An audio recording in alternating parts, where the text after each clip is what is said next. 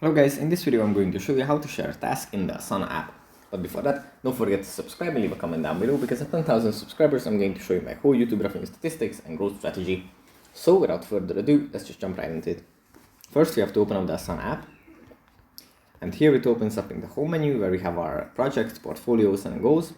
From here we have to go into a project, then into a task.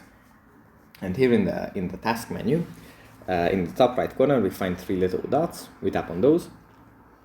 And here as the sixth option, we find share. We tap on this, then we will get the URL of the task, which we can copy and then share in some other conversation application. And yeah, that's pretty much it for this video.